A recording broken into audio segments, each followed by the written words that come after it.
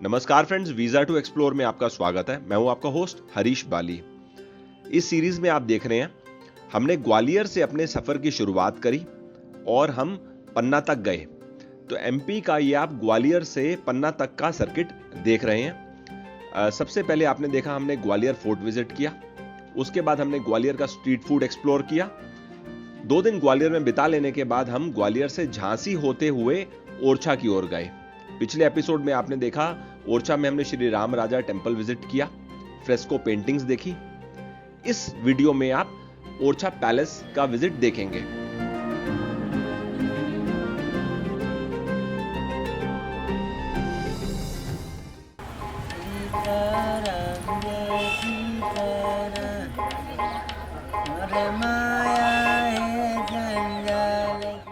ये है जी पैलेस का एंट्री गेट। हमने उदयपुर में भी देखा था। पुराने समय में ना जो दरवाजे पैलेस या फोर्ट के एंट्री गेट पे लगाते थे ना, उसके सेंटर से लेके ऊपर तक इस प्रकार के अंकुश होते थे, भाले से बने हुए हैं, तो जिससे कि अगर हाथी भी इसको तोड़ना चाहे तो ना तोड़ सके। तो यहाँ पर भी हमको देखने को मिल रहे हैं। अब हम अंदर आ गए। ओरछा पैलेस में हमारी मुलाकात हेमंत भाई से हो गई है। नमस्कार हेमंत भाई। कल हम इन्हें झांसी में भी मिले थे, तो अब हम पैलेस आपके साथ विजिट करने वाले हैं। 50 रुपीज़ पर पर्सन यहाँ पर एंट्री टिकट होती है और यहाँ पर शाम के समय लाइट एंड साउंड शो भी होता है। अब हम यहाँ से शुरू करेंगे। 2 रास्ते हैं सर, ये स्टेप्स हैं और यहाँ से रैंप भी है जाने के लिए। रैंप से थोड़ा अच्छा सा व्यू आता है, जैसा अपन वहाँ से चलेंगे और आपको ये पूरा विजिट कराते हैं। यहाँ पे 2 मेन मॉन्यूमेंट हैं। एक तो राजा महल है जो एक किले की स्टाइल में बनाया गया है, और एक जहांगीर महल है जो काफ़ी सुंदर है, जो वास्तव में एक पैलेस है। किला और पैलेस में थोड़ा सा अंतर है। किला सेफ्टी और सिक्योरिटी के लिए बड़ी बिल्डिंग्स कहलाती थी, और महल ब्यूटिफिकेशन, एयर और उसके लिए महल नाम दिया गया। और ये पूरा एरिया जो है सर, ये ओरछा पैलेस कॉम्प्लेक्स के नाम से जाना जाता है। अच्छा। एक पूरा कॉम्प्लेक्स है। इस कॉम्प्लेक्स में यहाँ बोर्ड भी लगा है, आप देख सकते हैं। ये 4-5 मुख्य मॉन्यूमेंट हैं और भी छोटे छोटे स्मारक हैं। फिर राजा महल हो गया, जहांगीर, शीश महल एक होटल है सर, जो बहुत सुंदर होटल है मध्य प्रदेश टूरिज्म का। राय प्रवीण महल एक नर्तकी थी जो डांसर थी, और हमाम खाना जो रॉयल हमाम हुआ करता था उस ज़माने में, वो है। ये मेन इसमें स्मारक हैं। बाकी कई इसमें छोटी छोटी हवेलियाँ भी हैं जो देखने लायक हैं। तो आपको मैं मेन अभी यहाँ पे 2 स्मारक हैं जो दिखाऊंगा। एक तो अपना राजा महल जो 500 साल पुरानी चित्रकारी फ्रेस्को पेंटिंग्स के लिए फेमस है, और दूसरा जहांगीर महल जो जहांगीर के सम्मान में यहाँ के राजा ने बनवाया था, और जो आर्किटेक्चर इंडो और इस्लामिक हिंदू मुस्लिम आर्किटेक्चर के लिए फेमस है। आइए थोड़ा सा ऊपर चलते हैं और विस्तृत चर्चा करेंगे इस बारे में। सबसे पहले सर, ओरछा में जो राजा आया वो आया रुद्र प्रताप बुंदेला। यहाँ से 53 किलोमीटर दूर एक बहुत हिस्टोरिकल पैलेस है गढ़कुंडार का, बट गढ़कुंडार में प्रॉपर वाटर रिसोर्स नहीं था। तो जब वो राजा आए तो उन्हें यहाँ पे बेतवा नदी मिली, बेतवा नदी और जंगल, तो उसी की वजह से उन्होंने अपनी राजधानी शिफ्ट करी।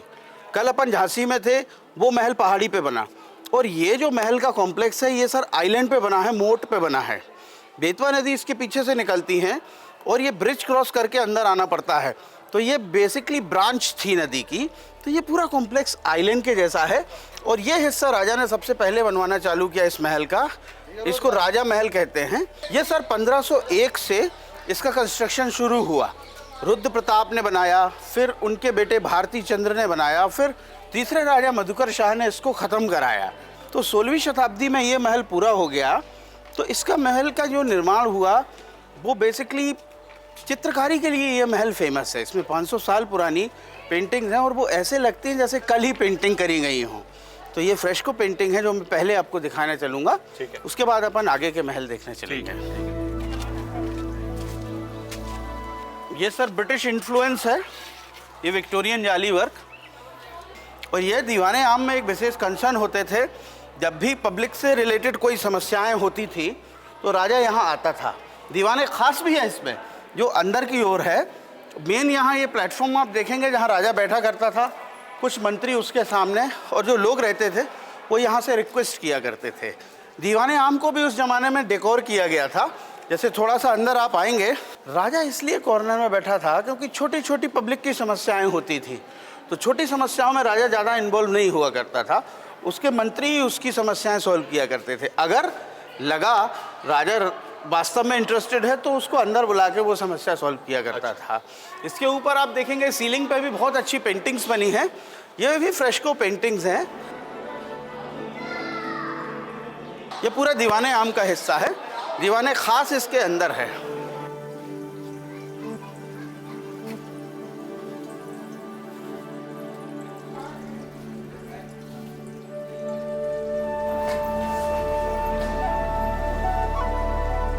ये सर अपन आ गए राजा महल में।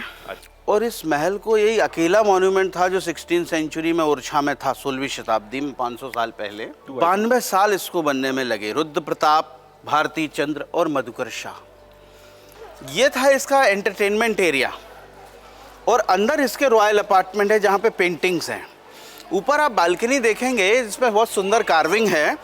इस बालकनी से राजा जो था वो डांस देखा करता था। देखिए लोग भी बैठ सकते हैं वहाँ एक चेयर डाल के। और ये डांसिंग प्लेटफॉर्म जो था वो ये था, ये डांसिंग प्लेटफॉर्म है। ये जो लेवल्स हैं ये म्यूजिशियंस के लिए बने हैं।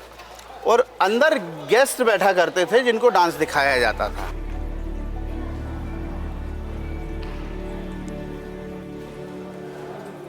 कि इस महल के बीचों बीच आ गए हैं। ये जो हिस्सा हुआ करता था ये डाइनिंग हॉल का हिस्सा था, भोजनालय जिसको अपन कह सकते हैं। और ये दो हिस्सों में है, एक ये पीछे है अगर ज़्यादा अतिथि हैं, ज़्यादा गेस्ट हैं, और उस साइड भी है। इसका मेन अट्रैक्शन सर अभी ये पेंटिंग्स हैं। ये देखिए आप 500 साल पुरानी पेंटिंग्स हैं जो फ्रेस्को स्टाइल में करी गई हैं। ये ऊपर आप देखेंगे ये पर्शियन कारपेट की डिज़ाइन बनाई है इन लोगों ने। बुंदेला रूलर्स जो हैं वो अपना पावर दिखा रहे हैं on the elephant and horses. ये जो रिंग्स थे ये भी ओरिजिनल थे, ये कर्टेंस के लिए थे। ये जो पेंटिंग आप देख रहे हैं ये पूरा बुंदेली स्कूल ऑफ पेंटिंग से फ्रेस्को पेंटिंग होता था। भारत में 2 स्कूल पेंटिंग के हैं पुराने ज़माने के, एक तो म्यूरल्स और एक फ्रेस्को। तो फ्रेस्को जो बनती थी वो गीले प्लास्टर पे बनाई जाती थी। सबसे पहले ये लोग क्या है, चूना, लाइम और शंख का पाउडर से एक प्लास्टर बनाते थे। और इसको गीला करने के लिए इमली का पानी का इस्तेमाल होता था। इमली का पानी इसलिए कि वो एसिडिक होता है तो फंगस पीछे से अटैक ना करे। जब सरफेस आधी गीली और आधी सूखी है फिर उस पर वेजिटेबल कलर्स मिलाए जाते थे। और उन वेजिटेबल कलर्स को मिलाने के लिए भी बारिश का पानी का उपयोग होता था। रेनी वाटर इसलिए कि वो a lot of mineral it contains. तो ये टेक्निक जो है ये फ्रेस्को पेंटिंग टेक्निक, ये सारी ओरछा में जो मैं आपको पेंटिंग दिखाऊंगा वो सारी फ्रेस्को पेंटिंग टेक्निक्स हैं। और अंदर भी इसके बहुत अच्छी पेंटिंग्स हैं, आइए आपको बताता हूँ। उससे पहले अपन चले, मैं कुछ अच्छी चीज़ आपको बताना चाहता हूँ। ये वाटर बॉडी था, यहाँ पे रोज़ फ्रेगनेंस परफ्यूम वगैरह डाल के रखते थे। इसके जस्ट ऊपर आप देखेंगे 2 छल्ले लगे हैं। ये छल्ले बेसिकली थे पंखे के लिए। अच्छा। दोनों साइड 2 लड़कियाँ हुआ करती थी बताते हैं। और वो लड़कियाँ जो होती थी वो पंखा चलाती थी। और वो लड़कियाँ भी ढूंढी जाती थी डेफ और म्यूट, गूंगी और बहरी। क्यों? कोई भी सुन ना सकें कि राजा रानी को डांट रहा है कि रानी राजा को डांट रही है, क्या डिस्कशन हो रहा है, एक दूसरे को वो बता ना सकें। तो यानी यहाँ से जो खुशबू है उस तरफ को जाए। जी, उस तरफ को जाए, खुशबू है, ताज़ी हवा का झोंका है। और उस ये डाइनिंग हॉल में क्या डिस्कशन हो रहा है वो भी डिस्क्लोज ना हो। अब अपन आ गए हैं किले के अंदर के भाग में। ये रॉयल अपार्टमेंट है सर। इसमें 7 कमरे हैं दरवाज़ों के साथ। सामने वाला कमरा राजा का, और कहते हैं कि ये कमरा जो कोने में है ये रानी का था। अब चिंता हो रही होगी कि कैसे अलग अलग, तो सारे कमरे उस ज़माने में सर इंटरकनेक्टेड थे। तो you never know who is in which room. इसको बोलते हैं इंटरनल सिक्योरिटी। अगर कोई अटैक करे तो आप डिसाइड न कर पाओ कि राजा किस कमरे में है। और इन दोनों कमरों में बहुत सुंदर पेंटिंग्स हैं। आइए आपको रानी का कमरा दिखाने के लिए ले चलते हैं, प्लीज़। बड़ी प्यारी पेंटिंग्स हैं। बहुत सुंदर पेंटिंग्स हैं सर। देखो इतने साल के बाद भी जी प्रिजर्व है, वेल प्रोटेक्टेड हैं। ये रानी का ड्राइंग रूम था। अंदर इसके बेडरूम है। ड्राइंग रूम इसलिए क्योंकि ड्राइंग रूम में कोई भी भगवानों की फ़ोटो अपन लगा सकते हैं। बेडरूम में भगवान कृष्ण के अलावा और कोई पेंटिंग आप नहीं लगाते हैं हिंदुज़म में। ये जो महल था ये राजा मधुकर शाह और उनकी पत्नी रानी कुंवर गणेश, वो दोनों यहाँ के पहले राजा रहे जो इसमें रहे हैं। मधुकर शाह राम राजा की यहाँ कहानी है कि वो कृष्ण भक्त थे, रानी राम भक्त। तो राम और कृष्ण को भगवान विष्णु का अवतार माना गया है। दोनों राजा रानी वैष्णव धर्म के अनुयायी थे। तो भगवान विष्णु के हिंदुज़म में 10 अवतार है, 9 भगवान बुद्ध तक हो चुके हैं और 10वां कल्कि अवतार कलयुग में घोड़े पे होगा। तो सर इसमें बहुत सुंदर डिपिक्शन है 500 साल पुरानी पेंटिंग्स का भगवान विष्णु के अवतारों का। ये देखिए, भगवान विष्णु का पहला अवतार यहाँ बना है मत्स्य का, फिश का। दूसरा अवतार बना है टर्टल का, मत्स्य कूर्मा, इसको टर्टल, कच्छप अवतार। तीसरा है वराह अवतार, सुअर का, जो भगवान विष्णु ने पृथ्वी की रक्षा के लिए समुद्र में से पृथ्वी को निकाल के लाए थे, सुअर का अवतार, वराह अवतार। चौथा है नरसिंह अवतार, हिरण्यकश्यप को भगवान विष्णु हाफ मैन और हाफ लायन शेप में गोद में लिए हुए हैं। और 5वां अवतार ये कोने में इधर है सर। ये देखिए, राजा बलि और उनकी पत्नी बैठी हैं प्लेटफॉर्म पे और छोटे से बामन भगवान ब्लू कलर के उनके सामने खड़े हैं। तो ये बामन अवतार हुआ 5वां। 6वां परशुराम भगवान, बामन के जस्ट आगे परशुराम भगवान सहस्त्र बाहु के हाथ काट रहे हैं। 7वां अवतार हुआ राम का, राम सीता तीनों भाई, हनुमान जी की कितनी सुंदर पेंटिंग ये बनाई यहाँ पे। 8वां हुआ है कृष्ण का, ये कृष्ण जी अपनी राधा और गुरु जी के साथ खड़े हैं बीच में। 9वां अवतार बुद्ध को माना गया है। तो ये बुद्ध भगवान की इस कमरे में थोड़ी सी मिटी हुई पेंटिंग है, वेनिश्ड है इन द सिटिंग कंडीशन। दूसरे वाले कमरे में अच्छी है, मैं दिखाऊंगा आपको। और 10वां अवतार बिल्कुल कोने में एक घोड़ा बना है, जो कलयुग में कल्कि अवतार पर भगवान विष्णु एक घोड़े पे आएंगे। तो ये सारे अवतारों का डिपिक्शन है। और भी सुंदर डिपिक्शन है, जैसे समुद्र मंथन का यहाँ पे पेंटिंग बनी हुई है। ये देखिए, समुद्र मंथन का सीन बना है। और ये 500 साल पुरानी फ्रेस्को हैं जो आप देख रहे हैं। आज से 500 साल पहले इतना खूबसूरत काम करना कि भगवान विष्णु के 10 अवतार पेंटिंग के थ्रू बताना, और वो भी हाइट पे चढ़ चढ़ के काम किया। जी सर। और आज देखो, इतने साल के बाद भी काफी हद तक प्रिजर्व है। उसी तरह से हैं। राजा के कमरे में और अच्छी पेंटिंग्स हैं, आइए आपको लेके चलता हूँ।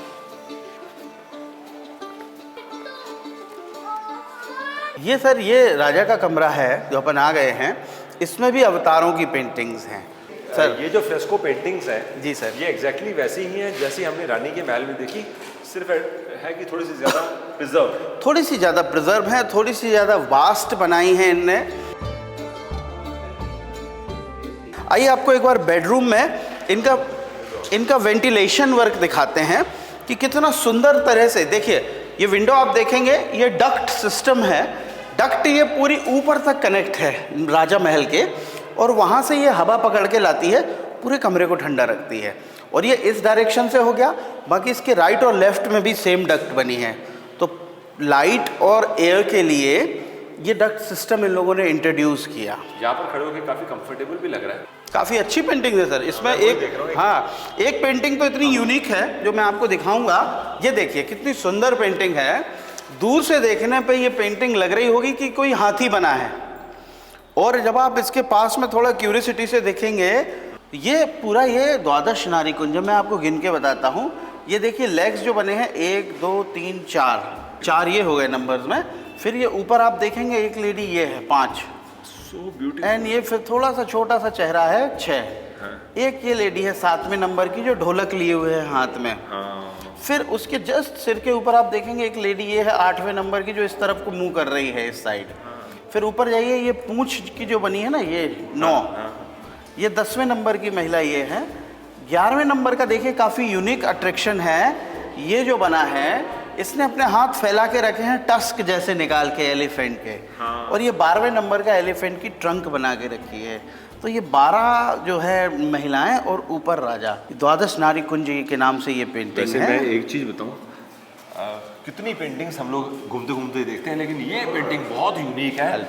यहाँ से देखते हैं तो हाथी के ऊपर महावा, तो एक ढोलक जरूर दिखाई देता है। ऐसा लगता है हाथी पे कुछ पेंटिंग सवार है। नज़दीक आके देख रहे हैं तो ये लेडीज़ हैं 12। ये बुंदेला स्कूल ऑफ पेंटिंग का सर एक्सीलेंस का एग्जाम्पल है कि किस तरह से ये पेंटर जो थे, हाउ स्किलफुल दे वर।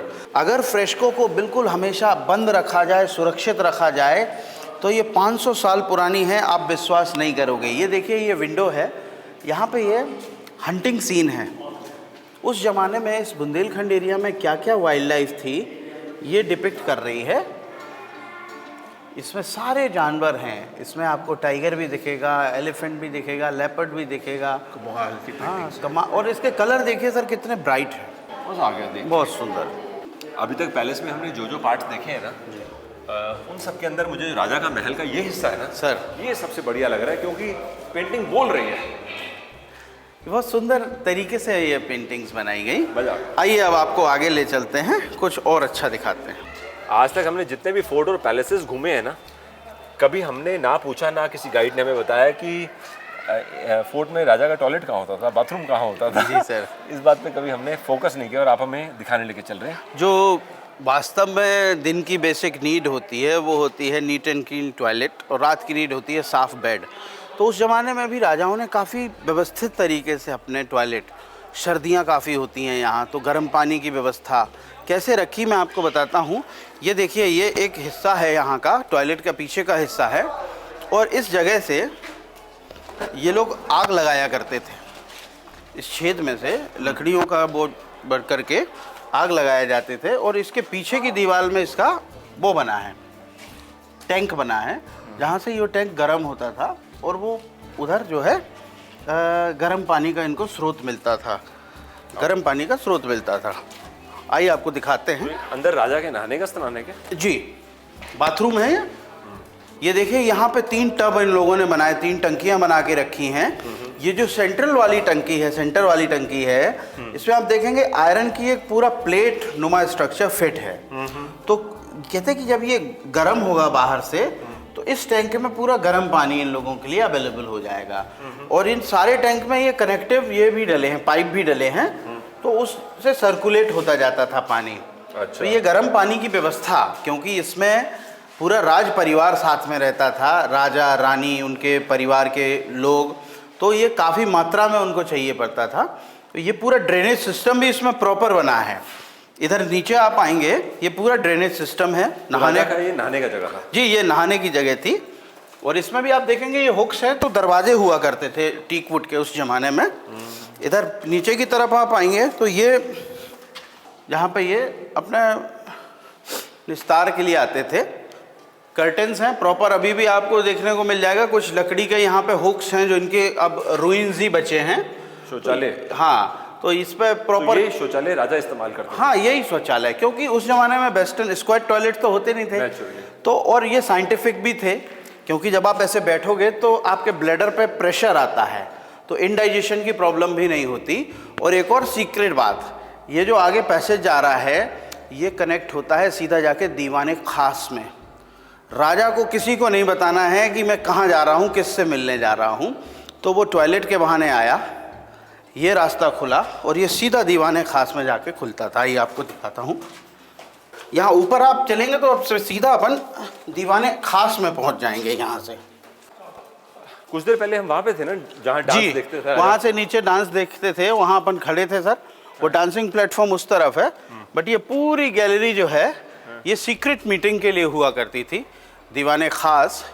तो ये जो पेंटिंग आप देखिए, इंट्रिकेसी इसकी, ये सारी इस्लामिक फ्लोरल पैटर्न है। ये पूरे इस्लामिक फ्लोरल के अगर किसी को बेस्ट एग्जांपल देखना है तो ये दीवाने आम की पेंटिंग्स आप देखिए, दीवाने खास की पेंटिंग देखिए आप। तो ये सुंदर पेंटिंग्स हैं, मतलब चारों तरफ। इसमें कोई भी आपको एक सिंगल लिविंग फिगर नहीं दिखेगी। तो क्या रीज़न है? जैसे ये तो हिंदू राजा थे, तो इन्होंने इस्लामिक पैटर्न में पेंटिंग्स क्यों बनाई? देखिए, ये मुगलों के भी अलायंस थे। अब अपना जो दूसरे महल का चैप्टर शुरू होगा इसके बाद, राजा बीर सिंह का समय आ गया। तो बीर सिंह जो थे वो जहांगीर के, सलीम के बहुत अच्छे दोस्त थे। तो इस्लामिक इन्फ्लुएंस के लिए थोड़ा थोड़ा उन्होंने भी यहाँ पे बिल्डिंग बनवाई। उस समय क्या था, मुगलों के लोग आते थे, मंत्री आते थे, चर्चा करने के लिए आते थे कि ये संदेश है, तो उनको दीवाने खास में बिठाला जाता था। अब दीवाने खास में अगर आप कुछ एंटी मुगल या कुछ हिंदू पेंटिंग्स आप रखेंगे तो दैट कैन बी ऑफेंडेड। तो ये थोड़ा सा एक डिप्लोमेटिक तरीका भी अपनाया गया कि इस्लामिक फ्लोरल पैटर्न रखो पूरे, तो उनको भी थोड़ा लगे कि हम उसी माहौल में बैठे हैं, आगरा वाले माहौल में बैठे हैं। तो ये इस वजह से ये सर ज़्यादा यहाँ रखा गया। अब ये महल अपना ऑलमोस्ट कंप्लीट हो गया है। इस पैलेस की अच्छी फोटोग्राफ भी आते हैं, मतलब राजा महल की अगर आपको अच्छी फोटो लेनी है तो वहाँ ऊपर जाके ले सकते हो। पूरा राजा महल फर्स्ट फ्लोर से देखने में अच्छा लगता है जी। हम अब ना जहांगीर महल की तरफ जा रहे हैं, बीच में यहाँ पे पार्किंग स्पेस बनी हुई है जी। तो हमें समझ में ये बात आई है कि अगर आप गाड़ी पे आते हो तो गाड़ी यहाँ खड़ी कर सकते हो। हाँ, यहाँ से पूरा रैंप है सर, लेफ्ट में जाके यहाँ से पूरा घूम के टिकट विंडो से ऊपर तक छोटी गाड़ियाँ आ सकती हैं यहाँ पे। और ये जहांगीर महल है जो एक हिंदू और मुस्लिम राजा की दोस्ती का प्रतीक है। दोस्ती, ना कि भार या कोई वजह से ये बनाया गया, ये दोस्ती के लिए एक प्रेजेंट है from a Hindu to a मुस्लिम।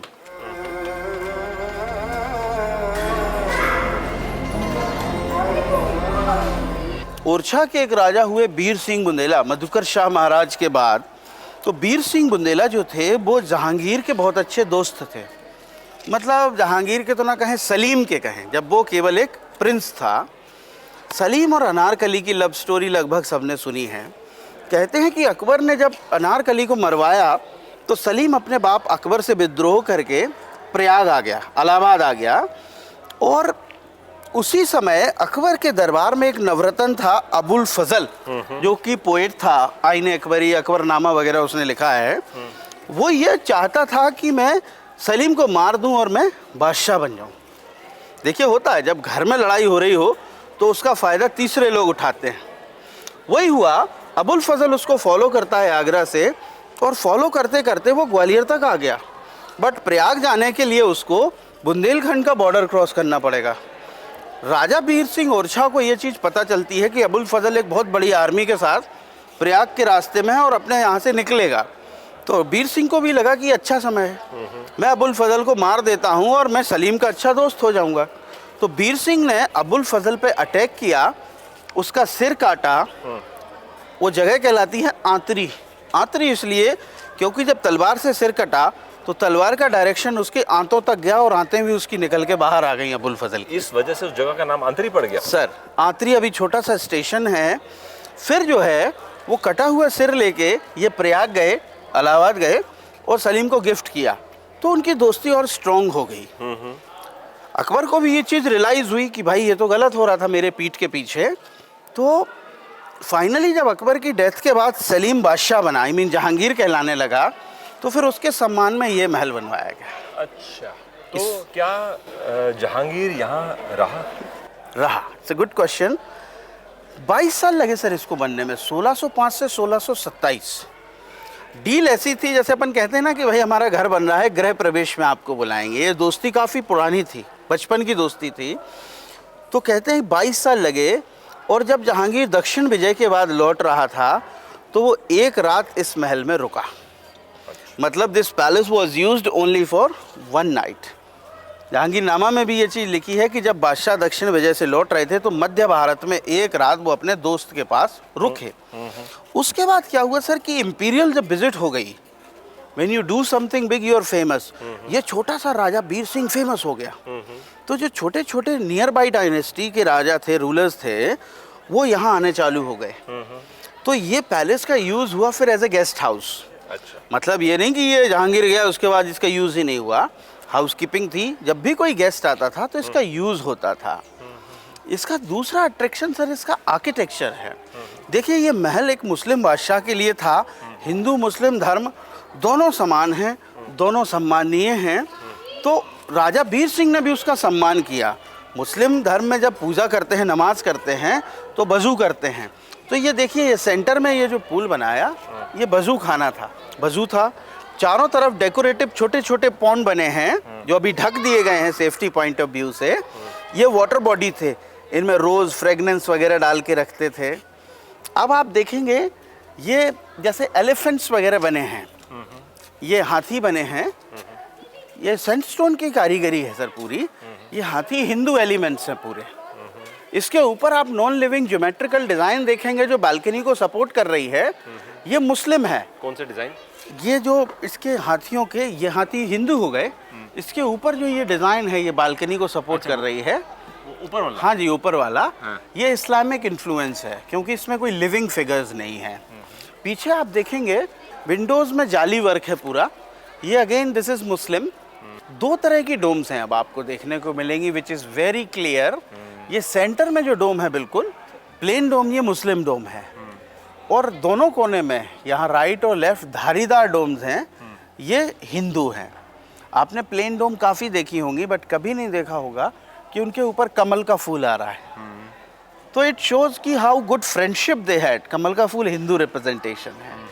इसमें सर टोटल 236 कमरे हैं।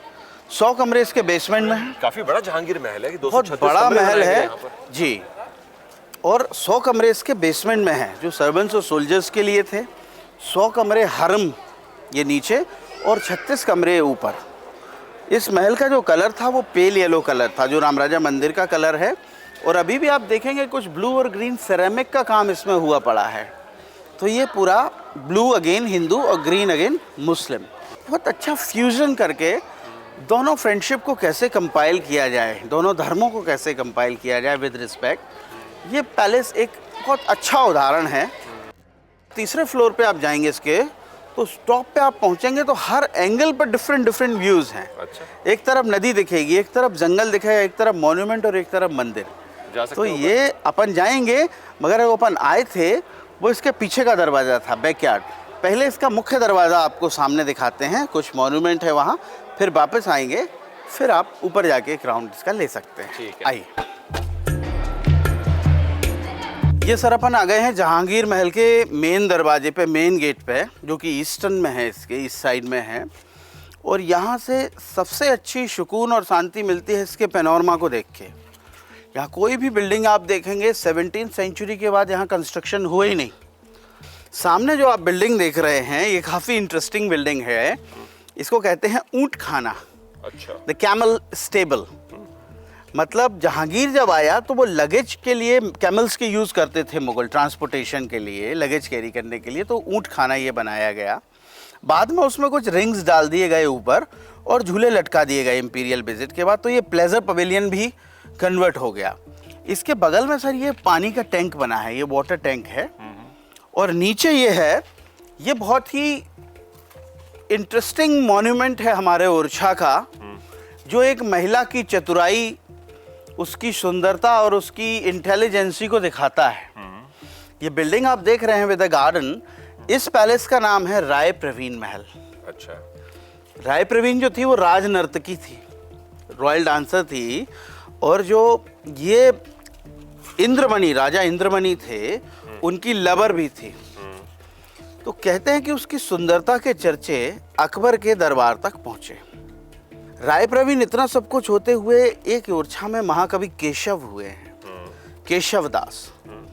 मतलब हिंदी साहित्य में केशव दास को आज भी कठिन काव्य का प्रेत कहते हैं। उनका लिटरेचर इतना कठिन होता था कि एक कवित्व है, जो नृप देन न चाहे विदाई, जो राजा आपको विदाई देना नहीं चाहता, आप कितनी अच्छे पोएट बने रहो, जो नृप देन न चाहे विदाई, ता पूछे केशव कविताई, तो आपसे केशव की कविता पूछेगा वो। इतने मतलब इंटेलेक्चुअल। मतलब केशव दास की जो उपमा है वो सूरदास और तुलसीदास के बाद दी गई है हिंदी साहित्य में। We will talk about Keshav Das, but Rai Praveen जो थी वो उनकी स्टूडेंट थी। अच्छा। इतनी चतुर स्टूडेंट होना इतने बड़े महान कवि की ऐसे ही हार नहीं मानने वाली थी। तो कहते हैं कि जब वो अकबर के दरबार में पहुंची, इंपीरियल ऑर्डर था तो ये राजा को भी वो फॉलो करना था। तो वो बोलती है कि साहब मैं रहूँगी आपके साथ, परफॉर्म करूँगी, बट आप कविता की 2 लाइनें मेरे से सुनिए।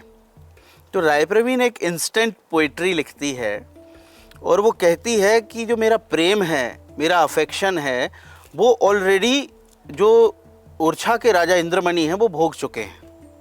तो कवित्व के माध्यम से वो कहती है कि बिनती राय प्रवीण की सुनिए Sahe Sujan, Sahe Sujan, O great intelligent king, listen my humble request. बिनती राय प्रवीण की सुनिए साहे सुजान, और जूठी पातर भकत हैं, जूठी पातर मतलब पत्तल, भकत हैं बुंदेलखंडी में भकना माने खाना, जूठी पातर भकत हैं बारी बायस स्वान। बारी मतलब जो one who cleans the garbage, बारी one who cleans the garbage, बायस मतलब कौआ और स्वान मतलब कुत्ता। ये 3 लोग जूठन खाते हैं, जूठी पातर भकत हैं बारी। आप इन 3 में से कौन हो? मतलब सोच देखो राय प्रवीण की कि बैठे बैठे वही कविता बना दी, और कविता भी ऐसी कि फिर अकबर का क्या अकबर के मुंह पे एक साहित्यिक तमाचा उसने मारा। अकबर तमतमा गया थोड़ी देर के लिए, बट उसे लगा कि ये जो लड़की है ये अपना प्रेम स्वीकार कर रही है। तो फिर कहते हैं कि उसको ससम्मान वापस ओरछा भेजा गया और फिर उसके सम्मान में ये राय प्रवीण महल बनाया। राय प्रवीण राज दरबार की सबसे बड़ी डांसर थी, मतलब इतनी अच्छी डांसर थी, इतनी अच्छी परफॉर्मर थी। तो फिर उसके सम्मान में यहाँ ये राय प्रवीण है, इसमें डांसिंग प्लेटफॉर्म है, 2-3 स्विमिंग पूल बने हैं और ये पूरा मुगल गार्डन का निर्माण भी कराया गया। इसके सर थोड़े से दूर पे आप देखेंगे राय प्रवीण महल के बाद ये मंदिर बने हैं 3 रुइन, 1 2 3, उनके शिखर आपको दिख रहे होंगे। एक तो क्लियर दिख रहा है, एक क्लियर दिख रहा है, एक आप देखेंगे 1 o'clock डायरेक्शन पे उसके बीच में, और एक ये 3 o'clock डायरेक्शन पे है। 3 मंदिर हैं। इन तीनों मंदिर के शिखरों पे झंडे नहीं हैं। अगर झंडा होता है तो वो मंदिर एक्टिव है। करेक्ट। उन मंदिरों की मूर्तियां बेसिकली क्या हुआ कि ये छोटा सा गांव था, 40-50 साल पहले सुरक्षा की दृष्टि से ये सारी मूर्तियां उठा के मेन राम राजा मंदिर में शिफ्ट कर दी गई। अच्छा। तो राम राजा को जो गर्भगृह अपन ने देखा, जो मेन मूर्ति है, भगवान पद्मासन की मुद्रा में बैठे हैं, अंगूठे के दर्शन आपने करे, पाँव के पैर के दर्शन करे। उसके अलावा जो और छोटे छोटे मंदिर हैं वो इन एरिया की पूरी शिफ्टेड मूर्तियां हैं। समझ आ गया। अब एक एग्जाम्पल मैं दिखाता हूँ आर्किटेक्चर इंटेलिजेंस का। आप यहाँ आ रहे हो, हाथी पे चढ़े हो, कैसे उतरोगे? ये जो पहली सीढ़ी है, हाँ, जिस पे हम आप खड़े हैं, हाँ, ये थी हाथी पे चढ़ने के लिए। अच्छा। आपका हाथी यहाँ आएगा नीचे, and you can get down and get off from. दूसरी सीढ़ी थी ऊंट और घोड़े के लिए, और तीसरी सीढ़ी थी पालकी के लिए। सही है, इंटरेस्टिंग। ये जाली वर्क आप गौर से देखिए सर, ये 20 जालियां हैं, तो ये 20 डिफरेंट पैटर्न में होंगी। देयर इज नो आइडेंटिटी, एकदम अलग है सारी। हर जाली की डिजाइन और आर्किटेक्चर डिफरेंट होगा। It shows excellency of Bundela architecture की। तो ये जहांगीर महल की बाहर की साइड है, ये ईस्टर्न डायरेक्शन है, मुख्य दरवाजे की साइड है। ये इसका मुख्य दरवाजा है, मेन गेट है। आइए आपको ये थोड़ा सा डिटेल करता हूं मैं। यहाँ पे ये हाथी है, एक इसकी ट्रंक में गार्लैंड है, माला है। दूसरा हाथी है, घंटी, उसकी ट्रंक में घंटी है, बेल। ऊपर जो लड़कियां थी वो खड़ा हुआ करती थी बालकनीज में to welcome the guest. Okay. ये जो ओपन विंडो आप देख रहे हैं, ये विंडो थी नेम डिस्प्ले के लिए। अच्छा। उसके जस्ट नीचे आप देखेंगे कुछ फिगर्स बने हैं, गणेश जी बने हैं बिल्कुल सेंटर में। बिल्कुल। दोनों side Riddhi Siddhi, elephant, peacock, parrots, ये तोरन, ये हिंदू हो गया। बट ये कार्विंग और फ्लावर क्राफ्टिंग मुस्लिम हो गई। सर ये दरवाजा जो है ये भी 400 साल पुराना है, टीक वुड का। देखने से लग ही रहा है। हाँ जी, काफी पुराना। ये हमारा देखिए ये जंगल है, ओरछा का नेचर रिजर्व है ये सर। इसमें पूरा टीक वुड है, 40 किलोमीटर 50 किलोमीटर का जंगल। टीक वुड प्रोटेक्टेड है क्योंकि काफी एक्सपेंसिव वुड है। और आप यहाँ शांति फील करिए, how quite this area is. ये बात तो सही है। वैसे भी ओरछा मेरे को जगह बेहद पसंद आ रही है, इसमें तो शक ही नहीं है। ओरछा की बात कुछ अलग है। शायद इसका रीज़न ये है कि गांव जैसा वातावरण है, और हम स्पेशली हम जिस वातावरण में कल रात को रुके हैं वो तो वैसे भी इम्प्रेसिव था। गांव के अंदर भी 6 किलोमीटर आगे का गांव। Nice place. तो आज हम घूमते घूमते ना शाम के समय या जब भी टाइम लगेगा, यहाँ पे एक एमपी टूरिज्म का भी प्रॉपर्टी है ना जी, क्या नाम है उसका? बेतवा रिट्रीट। बेतवा रिट्रीट। तो हम लोग वहाँ भी जाना चाहते हैं, जस्ट एकोमोडेशन देखने के लिए कैसी एकोमोडेशन है जी। ग्रेट है। अभी ये मुख्य दरवाजे से अपन चलते हैं वापस, और इसके जो टॉप फ्लोर पे है वो बहुत सुंदर व्यू है। आपने बताया तो वो एक पूरा राउंड लेके आप आ जाइएगा, बहुत सुंदर व्यू है, काफ़ी अच्छी फोटोग्राफ्स वहाँ आती हैं। आइए। हेमंत भाई ना नीचे रुकेंगे और मैं जा रहा हूँ ऊपर व्यू देखने के लिए कि जहांगीर महल के ऊपर से हमें क्या क्या व्यू दिखाई देता है और कहाँ कहाँ का दिखाई देता है। इधर से चलेंगे ऊपर।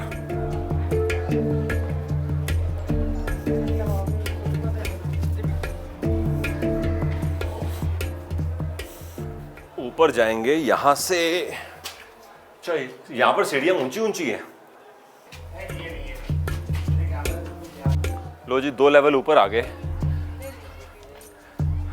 जहांगीर महल का जो आर्किटेक्चर यहाँ से देखने को मिल रहा है ना, ये तो बहुत गजब है। क्या फीलिंग आ रही है। ये बीच का जो कोर्टयार्ड है, ये कितना शानदार लग रहा है जब नीचे देख रहे हैं। यहाँ देख के तो ऐसा लग रहा है नीचे टूरिस्ट कम है और ऊपर ज़्यादा है। देखो ना, सब लोग फोटोग्राफी कर रहे हैं।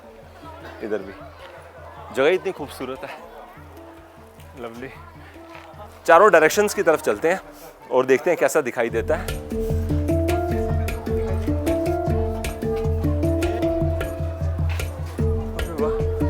ब्यूटीफुल है। सामने बेतवा नदी है। अभी तक नदी को हमने नज़दीक से नहीं देखा। आई गेस ये बेतवा नदी ही है। और इस तरफ को सारा ये जंगल एरिया है। ग्रीनरी बहुत है ओरछा में। आओ आगे चलते हैं।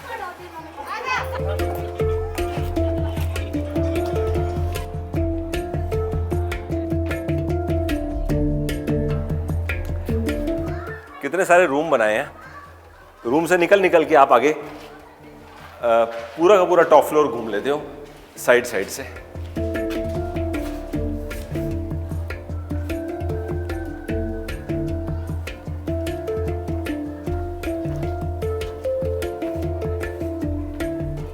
हम नीचे खड़े होके राय प्रवीण का महल देख रहे थे ना।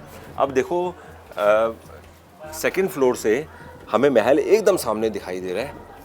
यहाँ से फ्रंट व्यू मिल रहा है और ये पैलेस के अंदर आने का गेट भी है। और वहाँ देखो वो गेट की मेन वॉल है, सॉरी गेट की वॉल नहीं है, पैलेस की मेन वॉल वो बाहर है, ये भी दिखाई दे रही है। तो ऊपर से देखने का तो मज़ा ही गजब है। एरियल व्यू देख लिया ना तो पूरा आइडिया लग जाता है ये पैलेस कितना बड़ा है और बाउंड्री वॉल कहाँ है, अंदर मेन पार्ट कहाँ है। यहाँ पे एक इंटरेस्टिंग चीज़ मेरे को क्या लग रही है, मैं जहांगीर महल के टॉप फ्लोर की बात कर रहा हूँ, कि आप ना एक साइड से चलते चलते फोटोग्राफ खींचते और व्यूज़ इंजॉय करते करते पूरी परिक्रमा ले सकते हो। मतलब आप चारों साइड देखो ना तो मज़ा ही अलग है। बैकग्राउंड हर तरफ बदल जाता है और आपकी मतलब शॉर्ट में अगर आप इस तरफ आए हो ओरछा पैलेस विजिट करने के लिए तो यहाँ पे तो आना चाहिए, बड़ा मज़ा आएगा। ब्यूटीफुल। आओ आगे चलते हैं। ये देखो, आप यहाँ से श्री राम राजा मंदिर के दर्शन कर सकते हैं और बगल में चतुर्भुज टेम्पल है जहाँ हम ऊपर गए थे ना, ऊपर से हमने व्यू देखा था, वो भी साथ में दिखाई दे रहा है। पैलेस का ये पोर्शन बड़ा ज़बरदस्त है, मेरे को बड़ा पसंद आया है। लवली।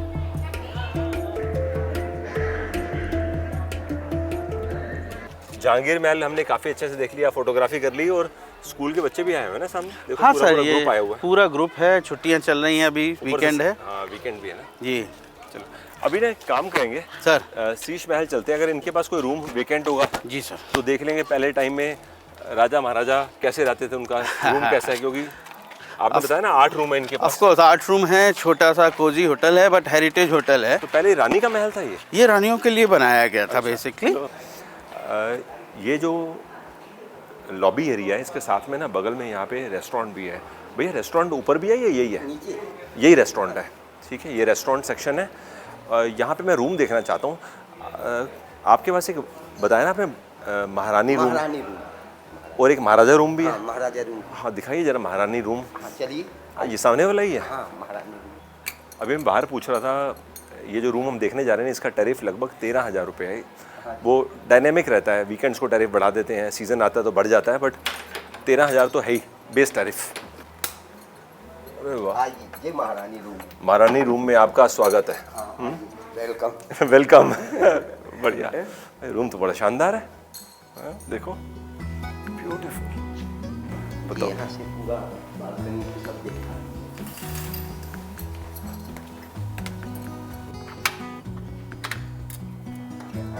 अच्छा, सबसे मेन बात है पैलेस के अंदर आप रह रहे हो, है ना? महारानी इसी रूम में रहा करती थी। हाँ, जो उनका था रूम वो महाराजा ऊपर। तो कोई मॉडिफिकेशन नहीं हुई, रूम एग्जैक्टली आपने बेड्स वगैरह लगा दिए। भाई साहब बेहतरीन, मज़ा आ गया देख के, एकदम रॉयल। ये सारा टॉयलेट है। कितना सही है ना सर? यहाँ से इतना अच्छा व्यू है इसका टॉयलेट से। आप जामी महल, रायपुर महल देख सकते हैं और बेतवा नदी और जामी नदी का संगम भी देख सकते हैं। टॉयलेट में बैठ कर आप व्यू देख रहे हो।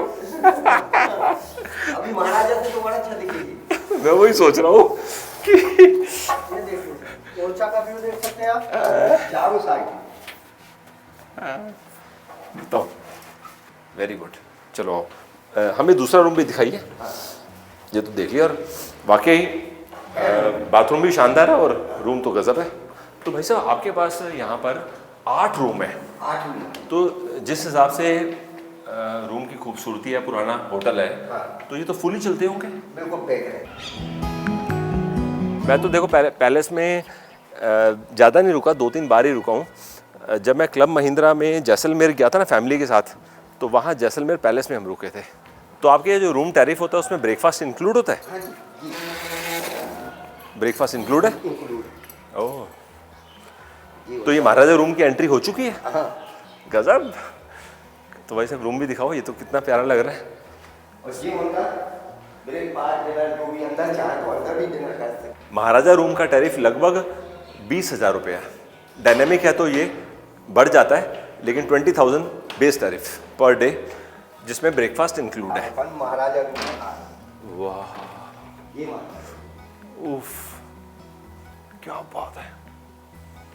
और यहाँ से महाराजा साहब अच्छा, श्री राम राजा के टेंपल के दर्शन कर सकते हैं। यहीं से नेट पे ही देखती रहती थी जनता पब्लिक कैसा क्या है। वाह वाह वाह।